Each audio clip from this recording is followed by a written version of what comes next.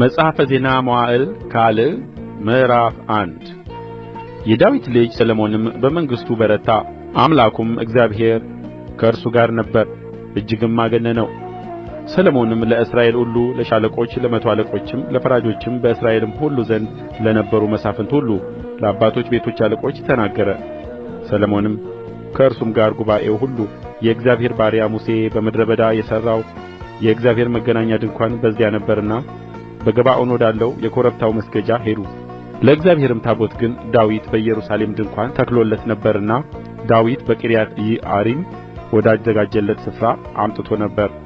የሆርም ልጅ የኡሪ ልጅ ባስልኤል የሠራው የናስ መሠዊያ በዚያ በእግዚአብሔር ማደሪያ ፊት ነበረ። ሰሎሞንም ጉባኤውም ይህን ይፈልጉት ነበር። ሰሎሞንም በእግዚአብሔር ፊት በመገናኛው ድንኳን አጠገብ ወዳለው ወደ ናሱ መሠዊያ ወጣ።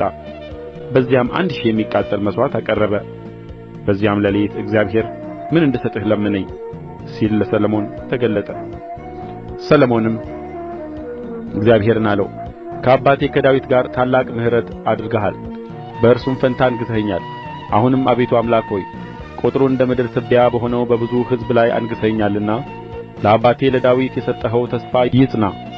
አሁንም በዚህ ሕዝብ ፊት እወጣና እገባ ዘንድ ጥበብንና እውቀትን ስጠኝ። ይህን በሚያህል በዚህ በታላቅ ሕዝብ ላይ ይፈርድ ዘንድ የሚችል የለምና።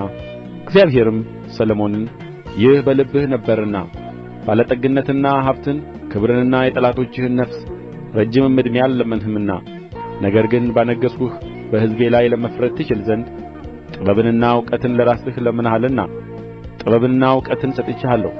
ከአንተ በፊትም ከነበሩት ከአንተም በኋላ ከሚነሡት ነገሥታት አንድ ስንኳ የሚመስልህ እንዳይኖር ባለጠግነትንና ሀብትን ክብርንም እሰጥሃለሁ አለው።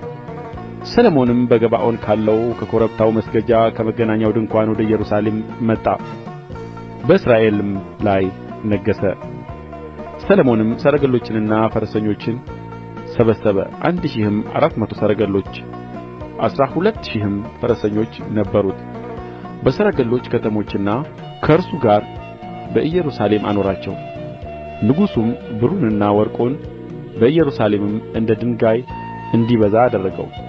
የዝግባም እንጨት ብዛት በቈላ እንደሚበቅል ሾላ ሆነ።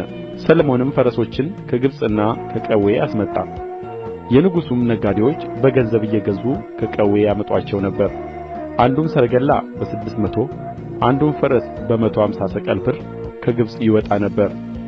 እንዲሁም ለኬጢያውያንና ለሶርያ ነገሥታት ሁሉ በእጃቸው ያመጡላቸው ነበር።